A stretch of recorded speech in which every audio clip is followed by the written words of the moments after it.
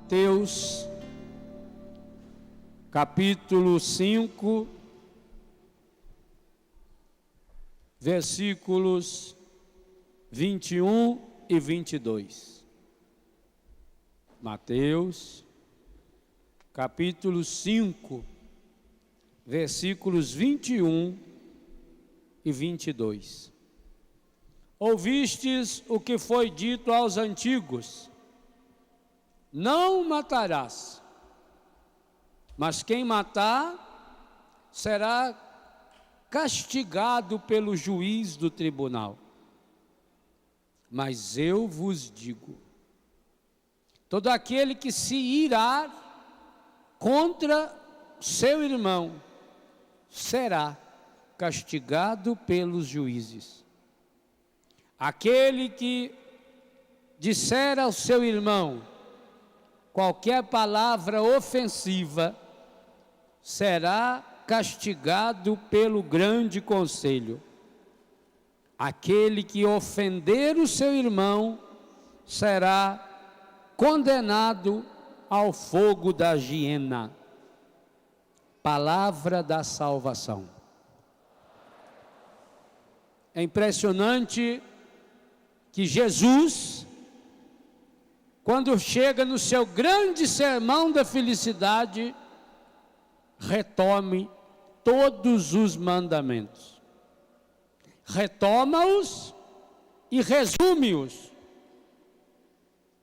É muito difícil alguém ser judeu verdadeiramente ortodoxo. Porque uma pessoa, para ser judeu, religião judaica, precisa estudar muitos anos a lei.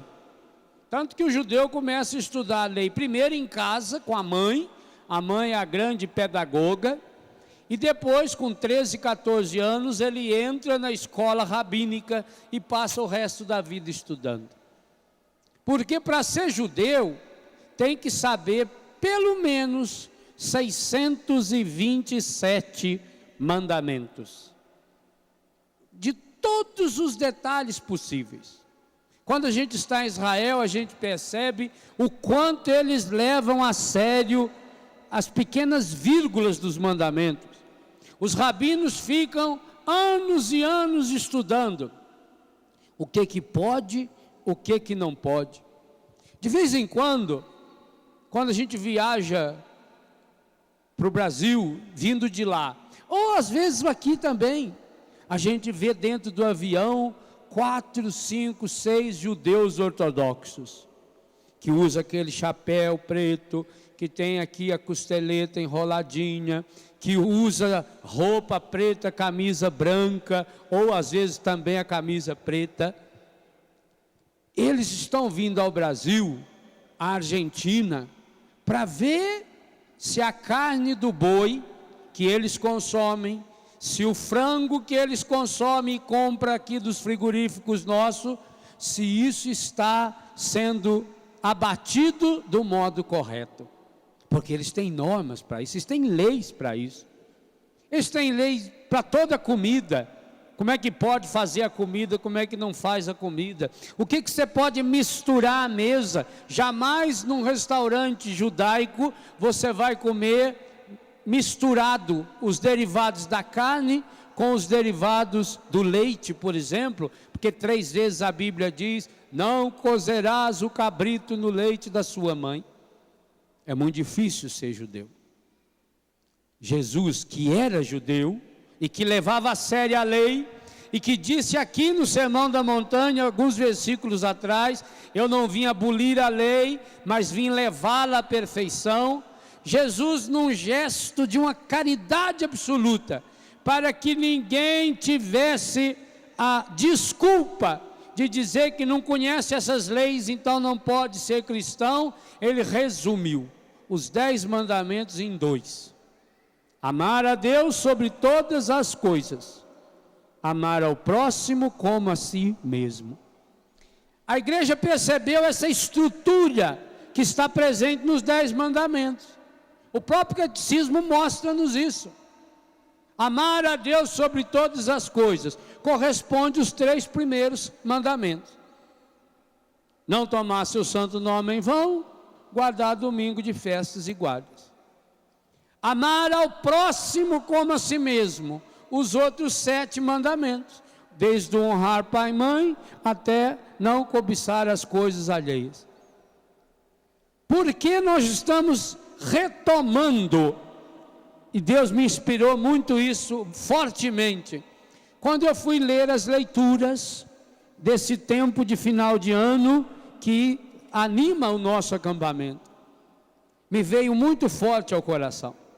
A igreja precisa ter a coragem de voltar a falar daquilo que é o básico da sua fé, daquilo que é o estrutural. Porque no mundo em que nós estamos vivendo hoje, relativiza-se tudo. O que é relativizar? Aí deixando de lado assim.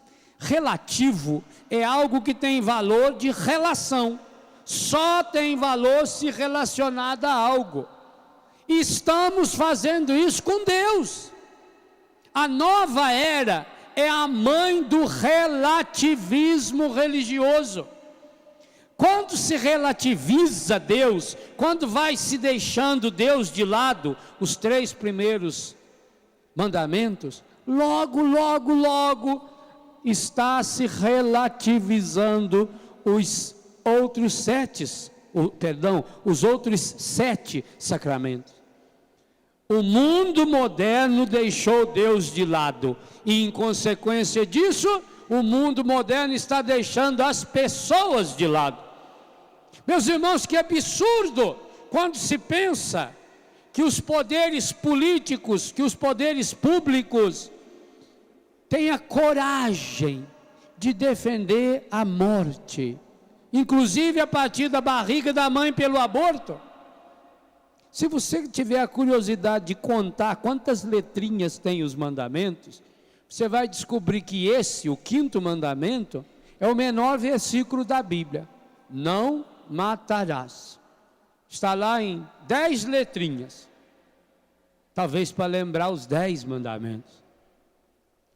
Não matarás, o catecismo da Igreja Católica, que o Padre Jonas abordou de uma forma tão próxima, tão fácil da gente entender, coloca-nos na grande perspectiva do Sermão da Montanha. Esse texto que eu li é o texto, segundo texto, citado no catecismo para falar desse mandamento.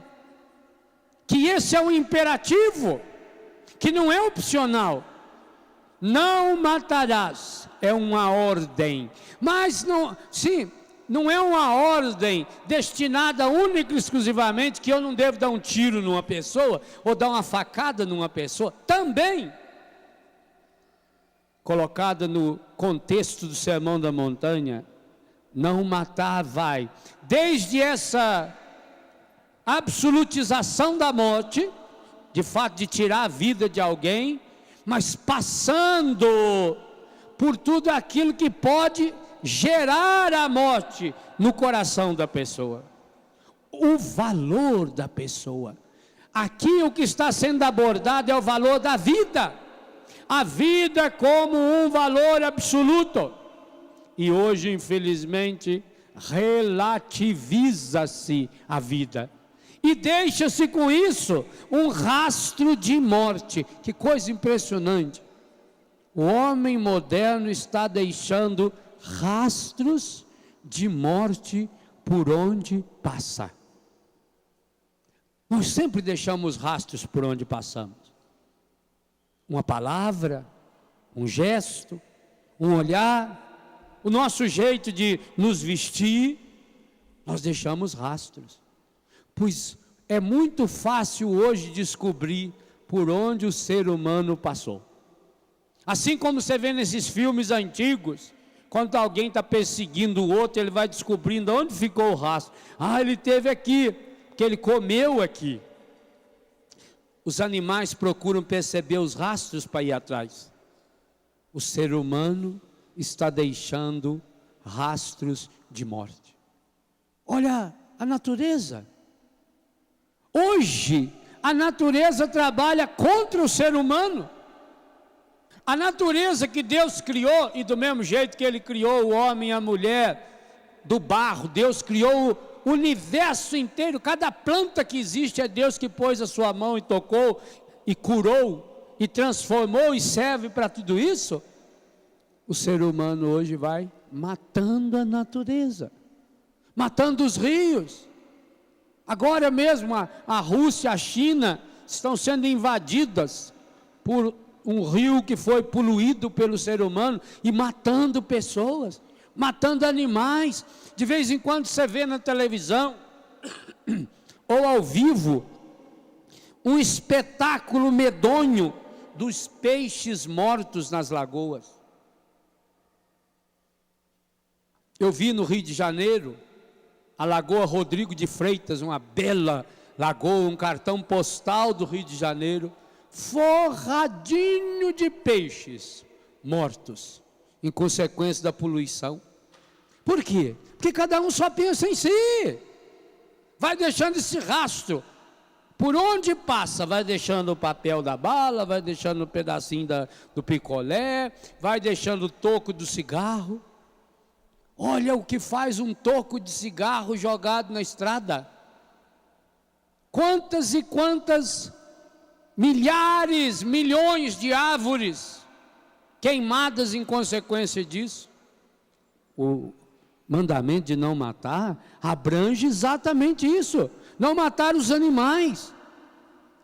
Quando não se usa o animal para alimentação, ou para a saúde, ou para o trabalho humano, qualquer violência contra o animal, aliás, para matar já não devia ter violência. O próprio judeu vai nos frigoríficos que matam o boi e o frango, exatamente para olhar se não está com violência, porque hoje se sabe, por exemplo, na Espanha, onde eles cometem aquela barbaridade da tourada, o boi morto na tourada não serve para ser consumido, porque a ciência diz que pela irritação, pelo nervosismo e pela dor, enche a sua carne de toxinas, as toxinas que estão dentro do organismo, o meu e o seu também, vai para a carne, aquilo não dá de se consumir. Então o ser humano não pode matar os animais, o ser humano não pode destruir a natureza. É pecado grave contra o 5º mandamento, uma pessoa que passa e pura e simplesmente quebra o galho de uma árvore. Para quê? Precisa educar as crianças a respeitar o meio ambiente, a respeitar a natureza, a respeitar os rios. Eu me lembro do meu pai, um homem simples, mas que tinha uma visão maravilhosa de natureza, porque era um homem da roça. Quando era o dia do aniversário da gente, papai de tarde nos levava para nadar no rio. Isso era uma festa, a gente nadar com o pai da gente, tanto os meninos como as meninas, íamos nadar com o papai. Ele arrumava lá um toco de bananeira, porque não tinha dinheiro para comprar boia, né? Aliás, nem boia tinha lá no Biguá. E a gente amarrava aqui assim embaixo do peito e ficava boiando ali e ajudava a arrumar o poço para ficar bem limpinho. Mas tinha uma coisa que o papai falava: não fazer xixi na água. Olha que cultura ecológica tinha esse homem. Porque a água é sagrada. Se cada um fizesse isso, se cada um fizesse uma pequena fossa, já que o poder público não faz, para que a água não fosse atingida por essa sujeira, em qualquer lugar que você passasse, você ia poder beber dessa água.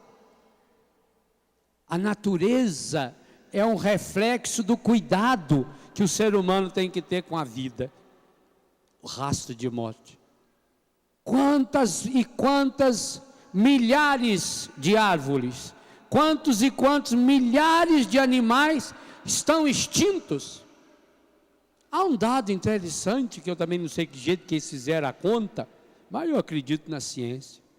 A ciência afirma que de todos os seres vivos que já passaram por esse planeta, 95% estão extintos. 95%. Se você pensar em cada tipo de animal que não existe mais, Passarinho que existia quando você era criança, quando você era mocinho, nunca mais você viu aquele passarinho. Sumiu, desapareceu. Foi extinto. E extinto por quê? Por um rastro de morte. Mas, meus irmãos, o terrível é que esse assassinato da natureza, esse assassinato das pessoas, é reflexo do assassinato de Deus.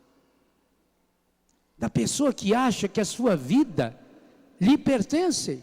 O catecismo da igreja afirma: nós somos administradores da vida, mas não somos donos da vida. A vida não me pertence nem a mim nem a dos outros. Eu sou chamado a administrá-la. Ora, se Deus, antes de fazer o ser humano, criou o céu, a terra, a natureza, as plantas, os animais, numa escala maravilhosa, que o próprio Charles Darwin copiou quando criou a sua tese a teoria da evolução, é sinal de que essa é de fato a situação que Deus colocou, para que aí o ser humano viva.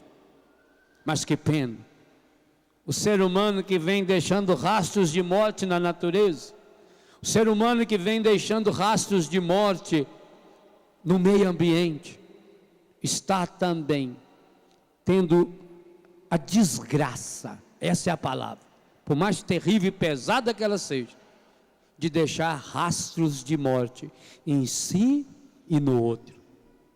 Meus irmãos, olha a vitória que o encardido conseguiu com o ser humano que se afastou de Deus. O ser humano que tem dentro de si o poder de transmitir a vida. Pois agora o ser humano tem o poder de transmitir a morte. Olha bem a inversão que o encardido fez. Porque o ser humano se afastou do projeto de Deus, hoje ele é um reprodutor de morte. E é interessante, eu tenho um filho, numa das minhas casas, que teve a desgraça de ser matador no lugar onde ele vivia. E ele me dizia que ele já tinha conseguido se lembrar de 15 assassinatos que ele cometeu. E já tinha confessado. Mas que tinha muito mais, que ele pedia a Deus a graça de recordar. E eu perguntei para ele: mas como é que você consegue? Como é que você conseguia chegar numa pessoa e dar um tiro? Eliminar uma pessoa ou a facada? Ele falou: padre, para falar bem a verdade para o senhor, depois que a gente faz a primeira vez, a gente acostuma. Ele já matou um, mata dois, o segundo, o terceiro, aí a gente ainda fica meio triste. Mas depois, e depois outra coisa, a gente não pensa que está matando alguém, a gente pensa que está eliminando um obstáculo da nossa vida, só isso. Você não pensa em pessoa. Aqui está algo terrível que os meios de comunicação vêm fazendo, que é colocar o ser humano na sua imagem estragada, que é estragar a dignidade da pessoa humana, e colocar o valor da vida na pessoa. Ah, fulano fez isso, merece a morte. A vida da pessoa boa ou da pessoa ruim, igualmente, não lhe pertence. É preciso voltar a esse elo original, de que por trás de cada vida está a mão misericordiosa de Deus, e que se a gente não mergulhar o coração nessa verdade, nós não vamos nos apossar de uma verdade que também precisa nos libertar. Por que Deus deixa vivo aquela pessoa? Jesus disse: o Pai faz chover sobre justos e injustos, o Pai faz o sol nascer sobre pessoas boas e pessoas ruins. Quando a televisão mostrar um bandido, quando a televisão mostrar um marginal, quando você vê isso no jornal, e sempre escrito de forma para vender notícia, pensa, por que Deus está dando vida a essa pessoa? Eu estou vivo, eu estou respirando. É Deus que está me criando agora. É Deus que está me fazendo agora. Obrigado, Senhor. Isso é bonito a gente fazer. Mas Ele está agora criando e recriando aquela pessoa que a sociedade marginalizou. E que eu não tenho jamais o direito de matar. Aliás, esse é um aspecto interessante do catecismo. Mesmo quando fala da pena de morte, como um recurso extremo, como uma necessidade de defender a vida como um valor absoluto, a igreja jamais fala de um poder pessoal. Ela cita o poder das autoridades, que a autoridade teria esse poder de tirar alguém do convívio social. Mas nunca uma pessoa. Não matar é um imperativo e categórico, que não abre nenhuma possibilidade. Por isso nós não podemos defender nenhuma doutrina que fale da morte. Segunda coisa importante, o catecismo abrange a vida desde o seu nascimento, antes do seu nascimento, na gestação e vai até a velhice. Significa que nós não podemos eliminar a vida de ninguém, inclusive passando pelos doentes. O catecismo não aceita, e a doutrina da igreja não aceita a eutanásia. Aliás, devia mudar esse nome, porque eutanásia é um termo, junção grega, eu mais thanatos, morte. Eu é o bem, por exemplo, evangelho, essa mesma preposição, eutanásia, bem morrer, a igreja não admite. A igreja até afirma, porque a igreja é mãe, e a palavra de Deus é inspiradora de vida, que muitas vezes, se você não tiver os recursos, ou se isso estiver exigindo um recurso que você não tem condição de levantar, que infelizmente a pessoa morrer em consequência disso, que a pessoa não deve ter trauma e peso de consciência, porque fez o máximo possível. Mas jamais a igreja admite que mesmo sendo para minorar o sofrimento, mas a pessoa está sofrendo muito, mas a pessoa não tem condição de reagir, mas a pessoa perdeu a consciência, cabe à ciência e à família lutar até o fim pela vida dessa pessoa. E quando vier a morte, ela virá para todos nós, ela vem com um momento de cura e libertação. Acabei de lançar um dos meus últimos livros, A Cura dos Traumas da Morte, para ajudar a pessoa. Por que, gente, que a morte deixa tanto trauma? Por que se cria tantas histórias absurdas, os filmes de terror? Para que a pessoa tenha dentro do coração a postura de lutar contra a morte como inimiga. Não, a vida é a nossa amiga. Nós precisamos lutar cada dia pelo dom da vida. A morte é consequência. E aquele e aquela que procura viver na graça de Deus, tira da morte fonte de vida. Vejam a morte mais hedionda do planeta, que foi a morte injusta de nosso Senhor, mas que o próprio Deus tirou daí a fonte da vida para todos e para cada um de nós. A igreja, portanto, nos ensina, baseado na doutrina da Sagrada Escritura, que a vida é um dom sagrado. E aí, meus irmãos, nesse momento, cabe uma reflexão séria, e eu penso que nós aqui, na Canção Nova, deveríamos de fato inaugurar com esse acampamento um grande clamor pela vida, principalmente enquanto corre escondido lá no Congresso Nacional, e o ano que vem é um bom ano para isso, que é ano de eleição. Nós precisaríamos nos unir de tal forma, porque graças a Deus, as manifestações que grupos ligados à igreja fizeram, conseguiu fazer com que a Jandira retirasse provisoriamente esse projeto medonho do aborto que está no Congresso. Mas nós precisamos de algo mais.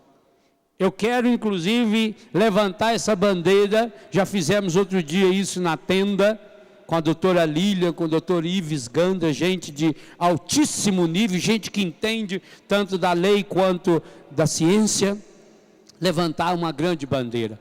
Nós precisamos, com a força dos católicos, banir essa lei. Essa lei não pode ser só deixada embaixo do pano, como está até agora. É preciso ser banida.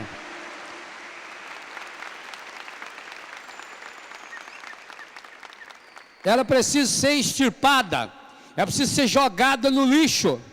Como uma palavra definitiva de que nós queremos a vida. Porque acreditamos em Jesus que nos diz: eu vim para que todos tenham vida e a tenham em plenitude, e a tenham abundantemente. Esse Jesus que nos dá a vida, que nos convida à vida, precisa nos impulsionar nesse ano que vem. Esse é o ano de eleição. Eu penso que nós católicos precisaríamos pedir, e eu no que depender eu vou divulgar, o projeto de governo dos candidatos à presidência da República, a governo, e todos os deputados, senadores que forem eleitos. Será que aí está uma palavra explícita contra o aborto? É preciso de uma palavra, e isso precisa estar no plano de governo. Porque, meus irmãos, que sociedade é essa? Aonde esse bando de corruptos, e não é corrupto? Eu estava em Brasília, no dia que começou o recesso parlamentar. Não tinha nenhum deputado no Congresso. Anteontem, eles receberam a primeira parcela do salário de R$25 mil para trabalhar esse tempo de recesso. Nenhum compareceu no Congresso nesses dias. Não tem um deputado lá, nenhum. Os senadores nem receberam ainda, porque nenhum deles foi para lá. São corruptos. Homens que estão sujando e envergonhando, e mulheres também, que estão sujando e envergonhando-nos, que estão recebendo dinheiro. Para quê? Para não fazer nada. E ainda para serem instrumentos de morte. Você aplaudiu. Mas eu queria dizer, a culpa é sua. Pode aplaudir você agora. A culpa é minha. Eu estou tentando amenizar a minha culpa. A culpa é sua. Que como cristão, nessa hora, vota pela morte. Porque vende o seu voto. Porque vende a sua dignidade. Na hora que você vai, é tão fácil votar. Foi até um amigo meu que criou a eleição eletrônica. Bate lá, Dr. Carlos Prudêncio, lá de Santa Catarina. Só gravar um número. Mas o que está por trás disso? A sua consciência nessa hora, que troca voto por uma cesta básica, troca voto pela metade de uma dentadura. Eu voto no fulano porque ele é amigo da minha avó. Essa é a culpa nossa, é por isso que está nessa situação, gente. Que coisa medonha. Hoje, aqueles que deveriam ser os defensores da vida, são instrumentos de morte. O aborto. No ano 97, pensa bem, fazia 67 anos que Jesus tinha ressuscitado. Num documento citado no catecismo, chamado Didática, Caminho. Primeiro texto, aliás, alguns falam que ele surgiu no ano 90, antes até que o Evangelho de São João. Portanto, um dos documentos mais antigos. O dia que você encontrar esse documento é fininho. Didaqué. nas boas livrarias católicas tem. Compre e leia. Você vai conhecer o pensamento da igreja primitiva, os primórdios da igreja. Esse documento diz que o aborto é uma prática abominável. Olha a palavra. Tudo que a gente falar contra será pouco.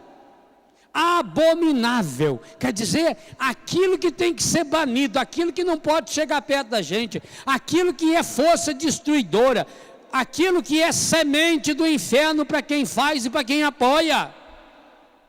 Meus irmãos, a natureza clama pela vida.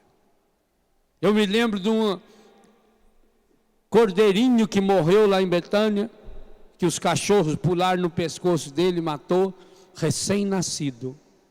E eu chorei algumas vezes, junto com a ovelha mãe.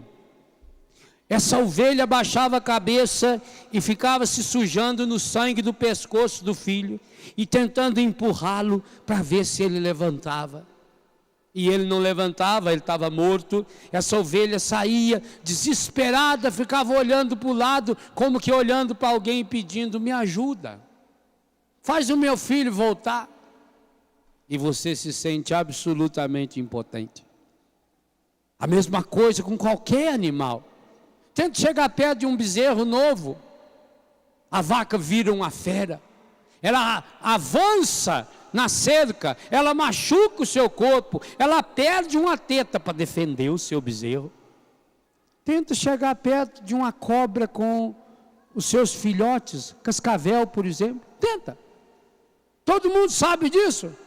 Cascavel, quando tem filhote pequeno, não chega perto, porque ela está o tempo todo numa atitude de atenção, defendendo. Todos os animais defendem, inclusive defendem antes de nascer. Tenta se aproximar do ninho de uma gansa. O ganso está lá e às vezes tem 2, 3, porque todos eles vão adotando o ovo. Ganso é um bicho espetacular, ele adota o ovo. Sabe lá o que tem lá dentro. Às vezes é filhote de um pato que está lá, mas ele defende ali, ele está ali. Ele não, eles, que é sempre 2, 3 gansos. Chega perto para ver, está defendendo o ovo. A gansa fica lá o dia inteiro. Passarinho. Em casa tem um dos ninhos bonitos de sabiá. A passarinha está lá, a sabiá está lá. O macho sai, vai buscar comida, leva comida para ela. Eles estão defendendo o ovo, estão defendendo o filhote. Todos os animais da natureza, desde os mais delicados feitos pássaros, passando pelos cachorros. Olha a cachorra, meu Deus, que coisa impressionante. O carinho, ela se envolve, ela deita. O carinho que ela limpa cada filhote.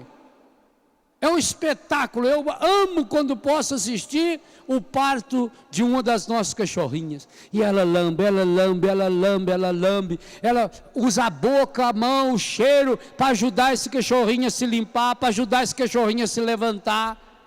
Que coisa espetacular. E o ser humano, imagem e semelhança de Deus, mata. E pior, mata dentro da barriga. Meus irmãos, no dia da Sagrada Família, hoje, nós precisamos olhar mais uma vez para a figura de Nossa Senhora. Talvez seja por isso que aparecem tantas imagens de Nossa Senhora chorando. Porque olha o que o demônio fez com a dignidade da mulher. A mulher na Bíblia é o ser por excelência. A mulher na Bíblia é o carimbo final de Deus. Última obra feita por Deus, a mulher. Fez o homem, por fim, quando tudo estava preparado, ele faz o ser mais importante da natureza, a mulher, que traz dentro de si o dom da vida. Que coisa espetacular! A mulher traz dentro de si o mecanismo da vida. É claro, a vida é a junção masculina com a feminina, mas o lugar dessa vida, o lugar em que a vida se estabelece, o lugar em que a vida acontece, é o útero feminino. Eu já disse e repito, o lugar mais parecido com o céu é o útero feminino.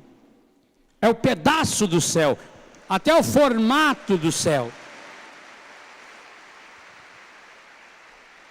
Tanto que Deus não precisou do material genético masculino para tornar-se pessoa, mas precisou do material genético feminino para nascer.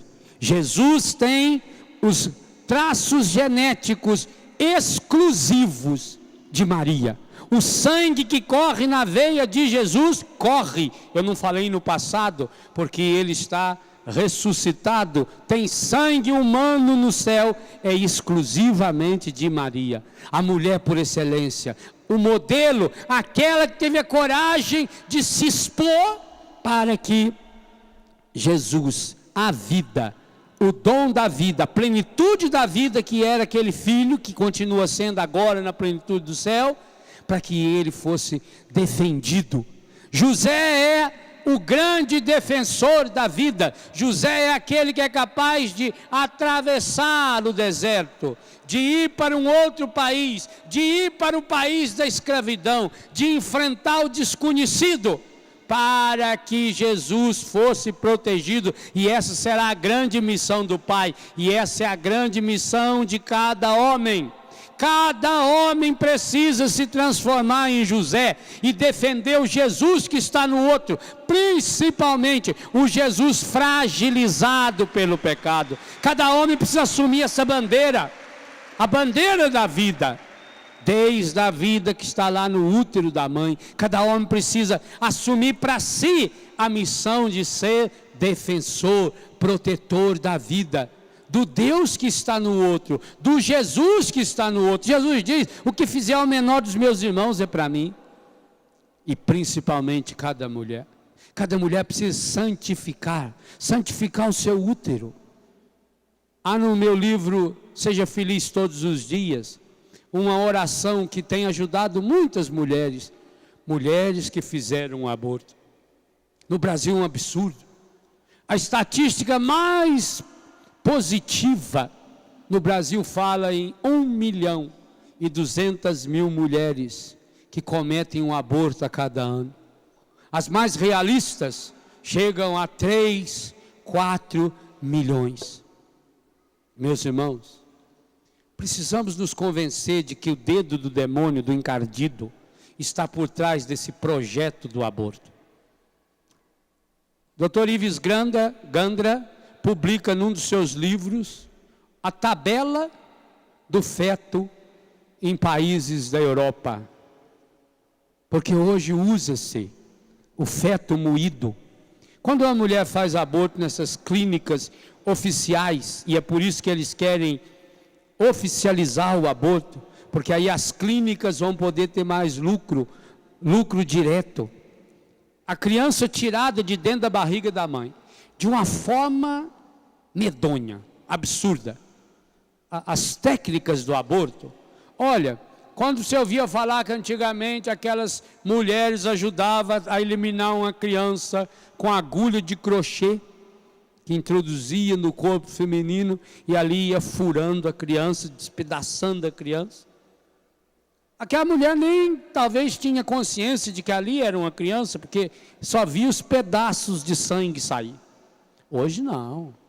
Hoje usa aparelhos perfeitos, ultrassom, vê direitinho aonde está a criança.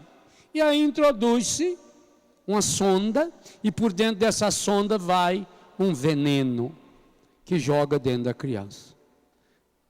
Já filmaram isso?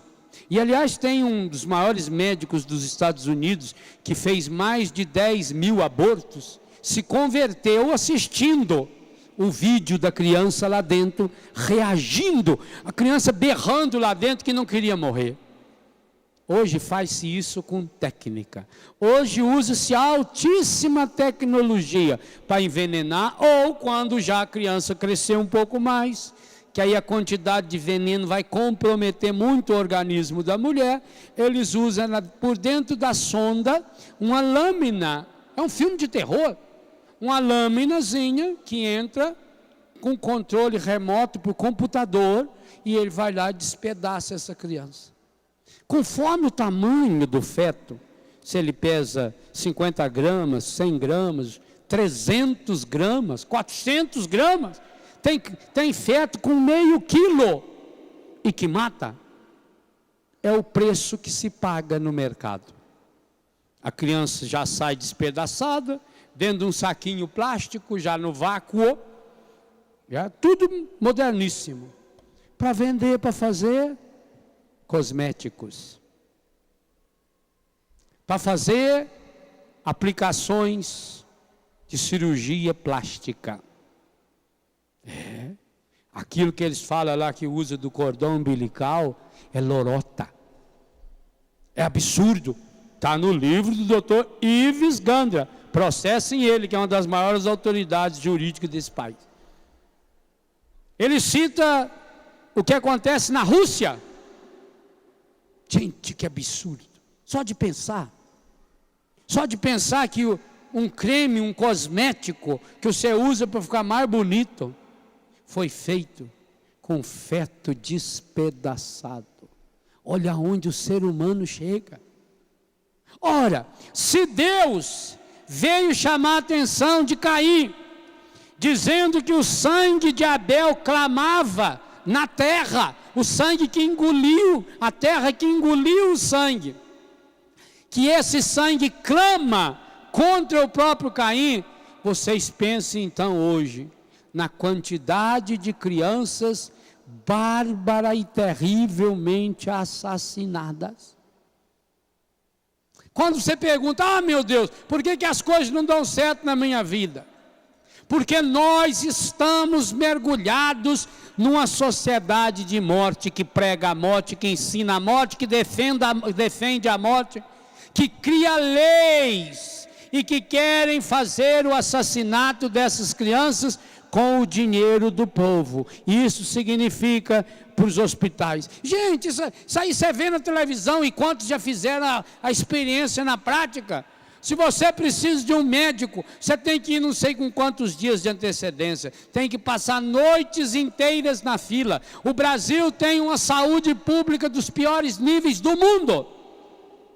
E defender uma lei para que o aborto seja feito nesses hospitais, é você criar normas e leis a favor da morte. E aí contra isso vem, não matarás. Cada um de nós precisa assumir o compromisso pela vida. Se Jesus veio para nos dar a vida, não só a minha, nós precisamos defender a nossa vida. E inclusive, olha como o catecismo é sábio. A sua obrigação primeira é defender a sua própria vida. Se por consequência da defesa da vida, você vier até a matar alguém, a igreja, baseado na doutrina dos sacramentos, afirma que se entre a sua vida e a vida de um outro, você precisa defender a sua, até mesmo se vier como consequência a morte dessa pessoa. Imagine então a senhora que tem essa vida dentro da sua barriga. Imagine Deus tecendo a criança no seio materno. A vida precisa ser defendida e cuidada. A vida dentro da barriga, a vida da criança. Por que esses que defendem o aborto não fazem uma grande campanha, inclusive criando leis que protejam essas crianças que estão jogadas à margem da vida e que amanhã ou depois vão acabar sendo marginais? E que amanhã ou depois vão perder a sensibilidade, porque essas crianças jogadas na rua, as crianças que a Toca de Assis, por exemplo, acolhe, os menores que a Aliança de Misericórdia recolhe, alguns desses que aparecem nas nossas casas e que graças a Deus são acolhidos. Por que não faz-se uma campanha para educar essas crianças, para dar dignidade de vida para essas crianças? Porque isso não interessa. Isso não interessa. A sociedade está acostumada a dar valor para quem está lá em cima. Mas aqueles que estão jogados à margem, isso aí não merece. é corresponsabilidade. Cada vez que mostra um menor desse que fez um crime, tem corresponsabilidade de quem se omitiu, de quem só pensa em si, de quem não tem a capacidade de olhar a vida do outro como um valor tão grande, tão importante quanto a sua.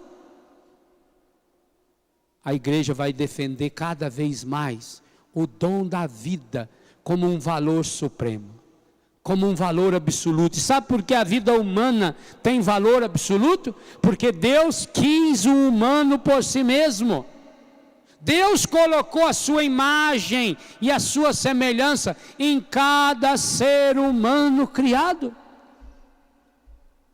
Lutar contra a morte é lutar também contra esses mecanismos de morte, mecanismos terríveis. Por exemplo, o tráfico de drogas. Meu Deus do céu, em função das drogas, como mata-se pessoa. Mas não só o traficante, a pessoa usuária. Eu tive um filho, não vou citar o nome porque ele já está num processo de recuperação, que foi um dos bons meninos que passou pela minha casa. Nunca desrespeitou ninguém, não fez nenhum erro lá dentro, jamais saiu do recanto escondido à noite, ou nada. Um menino excelente, até introspectivo. E esse menino, depois de um tempo, achou que já estava preparado, saiu, foi viver lá fora, mas não estava, recaiu. Mas como ele tinha vivido até muito tempo lá na comunidade, talvez ele até tenha perdido contato com alguns traficantes, não sei. Usou drogas com mais 2 meninos, um de 15, um de 14 anos. Colegas que trouxeram droga para ele. Você sabe que quando a pessoa usa droga, sob o efeito da droga, a única coisa que ela quer é mais droga. E ele, dominado já pelo efeito do crack, queria mais droga. Ele e os 2 colegas. Mas não tinha dinheiro para isso. Então, não sabemos se ele ou se um dos 2 tiver a ideia. Vamos na minha casa. Lá nós conseguimos alguma coisa, algum dinheiro. A casa dele, na verdade, é a casa da avó. O pai dele morreu em consequência da droga, a mãe dele morreu em consequência da droga, ele, como filho único, foi morar com a avó, uma senhora de 86 anos de idade, que inclusive frequentava toda terça, toda quarta, toda quinta a missa na capela que eu celebrava. Toda semana, 3 vezes ela estava na missa. Uma velhinha, que amava profundamente esse neto. Os 3 chegaram, um com 14, o outro com 15 anos, e ele que já tinha, há pouco tempo, completado 18. Chegaram lá, pediram dinheiro para a avó, e ela disse que não tinha dinheiro. Não queria dar o dinheiro, não tinha dinheiro disponível. Esses 3 partiram para uma violência física na avó desse menino. Por fim, com um cordão de um sapato, foram enforcando a velha. E dando tanto soco no rosto dela, que quebrou esses ossos. Quando acharam o corpo, eles assassinaram a avó. O corpo dela estava todinho marcado de urina e de fezes. Vocês imaginam o que essa senhora sofreu. Por quê? Porque tinha uma semente de morte dentro do coração daquele menino. Hoje ele está já num processo, já faz 7 anos, está na penitenciária, com certeza arrependido. Mas veja, gente, o que o demônio conseguiu fazer? Transformar 3 moleques em assassinos. E aí vem o pior. Esses outros 2 meninos não foram presos. São de menor. A lei protege o menor. Mas o que ajudou a corrigir o coração deles? Que tipo de trabalho foi feito para que eles recuperassem a dignidade da vida, o valor da vida? Por onde passar serão 3 assassinos. Será que também a minha mão não estava junto? Será que eu não tinha meu dedo junto, dando esse soco nessa senhora até a morte? E isso quantos casos de filho que mata pai. Mas também, nunca me esqueço dessa cena quando eu era moleque e começou uma discussão de um pai e um filho que moravam no fundo da casa da minha avó, onde eu morava, e tinha uma greta no muro, e a gente ficava ali no muro olhando, os dois berrando e gritando e brigando, e eu tive a tristeza de assistir a morte do filho, porque vi inclusive a bala, o reflexo da bala que o pai atirou. Pai mata filho, filho mata pai, mata mãe, mata avó, irmão mata irmão, para conseguir a droga. Quando, meus irmãos, nós fazemos um trabalho de restauração, de recuperação, de combate às drogas, nós estamos vivendo esse 5º mandamento de não matar. Nós estamos tentando semear vida por onde nós passamos. Que pena. Sabe o que mais entristece a gente? É saber que os meios de comunicação, que aqueles que detêm o poder, têm condições de reverter esse quadro. E explico por quê, é lei. A televisão, os meios de comunicação, eles estão diretamente ligados ao ministério. É uma concessão pública. O governo, hoje, se quiser, e se tiver argumento, ele tira do ar qualquer programa de televisão. Aliás, recentemente conseguiram tirar um, graças a Deus, porque era uma aberração em forma de televisão. Os meios de comunicação são concessões públicas. Nós só podemos usar os meios de comunicação para o bem. Ora, então por que essas novelas, que esses filmes, que esses programas de televisão, que só ensinam a morte, que divulgam a morte, que mostram o horror da morte, que cria a dependência química, que cria a imoralidade, vamos falar sobre isso hoje à tarde, quando falarmos do 6º mandamento. Por que eles continuam tendo o direito, um absurdo, abominável, lembrando de Daqué, o direito abominável de ensinar a morte, de ensinar e de fortalecer esse sistema de morte, porque leva a pessoa a perder o sentido da sua própria vida. Não matar significa que eu não posso assistir esse tipo de programa, porque quando eu assisto eu dou audiência, que eu não posso ir lá comprar os produtos que patrocinam, as marcas que patrocinam, que eu preciso me convencer de que essa não é uma opção, é um caminho único. Jesus o coloca no sermão da felicidade, Jesus o coloca, o mergulha no auge da felicidade, no sermão da montanha, no convite ao ser humano a ser um defensor da vida, a ser um promotor da vida. Vamos pedir ao Senhor, Pai Santo, Pai querido, Pai amado, consciente ou inconscientemente, muitas e muitas vezes, eu já fui canal da morte. Pensa, faça um pequeno exame de consciência. Pensando assim, quando eu fumo, fumar é contrário ao 5º mandamento. Beber em excesso, e principalmente a pessoa que tem vício do alcoolismo, é contra o 5º mandamento. Alta velocidade, de modo irresponsável, é contra o 5º mandamento. Poluição do ambiente, jogar sujeira pelo chão, é contra o 5º mandamento. O mandamento condena.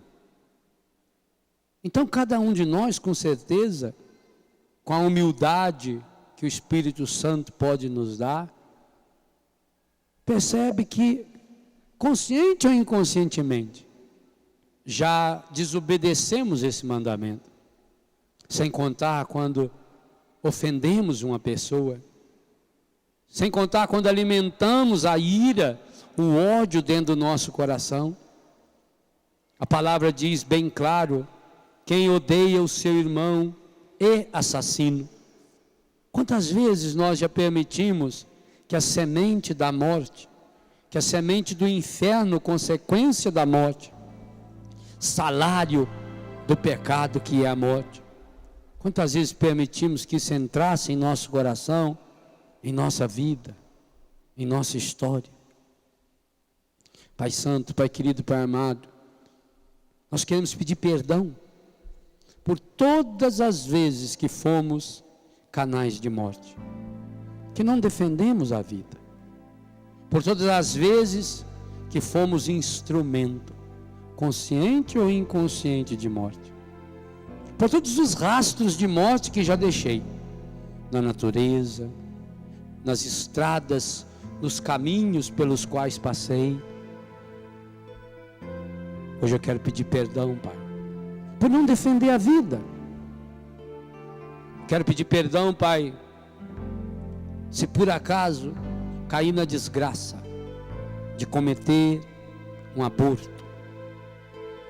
Hoje eu peço, por intercessão da Sagrada Família de Nazaré, o Espírito Santo vem curando o coração, as emoções, os sentimentos, os pensamentos de cada irmã que provocou, que realizou um aborto, de cada irmão que financiou, que apoiou o aborto.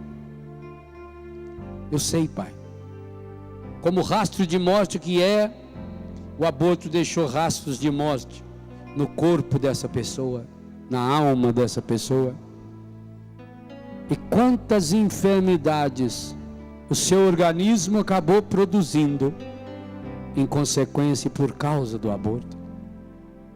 Derramai, ó Pai, a sua bênção hoje sobre todas e sobre cada uma das pessoas que alimentam traumas relacionados à morte, principalmente a morte que provocaram pela falta de amor à natureza, ao meio ambiente, às pessoas, pela morte que gestaram no coração através do ódio, da ira, do ressentimento, da briga, da ofensa, de palavras que machucaram as pessoas, mas também do trauma de morte que deixaram por essas palavras de desânimo, de crítica, de ofensa.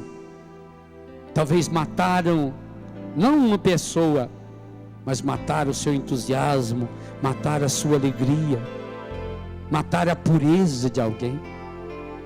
Pai Santo, Pai querido, Pai amado, venha derramar no coração de cada irmão, de cada irmã, a força do Espírito Santo, Senhor, que dá a vida. Senhor Jesus, tens o poder de ressuscitar. Ressuscitastes Lázaro, Talita, o filho da viúva de Naim. O Senhor mesmo disse: quem crê em mim, ainda que esteja morto, viverá. E aquele que vive e crê em mim não morrerá jamais. Senhor Jesus, ressuscita agora no coração e na vida desses meus irmãos e dessas minhas irmãs, aqui ou em qualquer lugar desse planeta que nos acompanham pelo Sistema Canção Nova. Ressuscita hoje o dom da vida, o amor à vida, a esperança pela vida. Ressuscita hoje, Senhor, a vontade de viver. Ressuscita hoje, Senhor, a pureza, a santidade no coração desses meus irmãos e dessas minhas irmãs, inclusive aqueles e aquelas que por uma desgraça foram instrumentos e canais de morte. Ressuscita, Senhor, hoje. Santifica, Senhor, agora o coração e a história daqueles e daquelas que consciente ou inconscientemente foram instrumentos da morte, desde o ventre materno até a idade madura, machucada, estragada pela doença. Dá-nos, Senhor, a coragem de lutarmos pela vida. Nesse ano que se inicia, Senhor, e que vão tentar novamente aprovar essa lei de morte, Dá-nos a graça, Senhor, de não nos acovardarmos, de lutarmos, Senhor, com todas as nossas forças, com todos os instrumentos que nós temos, para que todos tenham vida e a tenham abundantemente. Obrigado.